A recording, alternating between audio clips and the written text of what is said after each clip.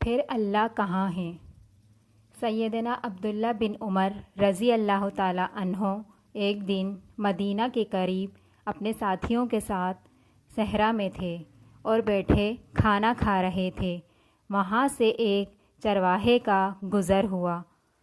ابن عمر رضی اللہ تعالی عنہ نے اسے کھانے کی دعوت دی۔ چرواہے نے کہا، میں نے روزہ رکھا ہوا ہے۔ سیدنا ابن عمر رضی اللہ تعالی عنہ نے حیران ہو کر کہا کہ اتنے شدت کی گرمی ہے اور تو نے روزہ رکھا ہوا ہے اور تم بکریاں بھی چرا رہے ہو۔ پھر سیدنا ابن عمر رضی اللہ تعالی عنہ نے اس کی دیانتداری اور تقوی کا امتحان لینا چاہا اور کہا، کیا تم ان بکریوں میں سے ایک بکری ہمیں بیچ سکتے ہو؟ ہم تمہیں اس کی قیمت بھی دیں گے اور کچھ گوشت بھی دیں گے جس سے تم اپنا روزہ بھی افطار کر سکتے ہو۔ چرواہا بولا، یہ میری بکریاں نہیں ہیں، یہ میرے مالک کی بکریاں ہیں۔ سیدنا ابن عمر رضی اللہ تعالی عنہ فرمانے لگے، اپنے مالک سے کہنا کہ ایک بکری کو بھیڑیا کھا گیا۔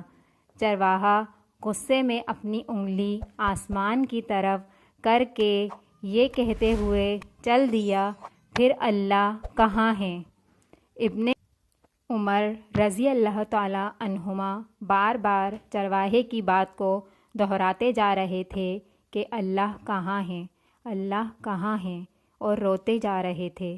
اور جب سیدنا عبداللہ بن عمر رضی اللہ تعالی عنہما مدینہ پہنچے، چرواہے کے مالک کو ملے، اس سے بکریاں اور چرواہا خریدا اور اسے آزاد کر دیا اور بکریاں بھی اسے دے دیں اور اسے کہا کہ تمہارے ایک جملے نے تجھے آزاد کروا دیا۔ اللہ کہاں ہیں؟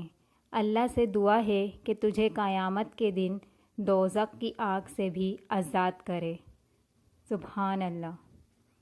اگر آپ کو میری ویڈیو اچھی لگی ہو تو لائک کریے گا اور سبسکرائب کے بٹن کو دبانا نہ بھولیے گا۔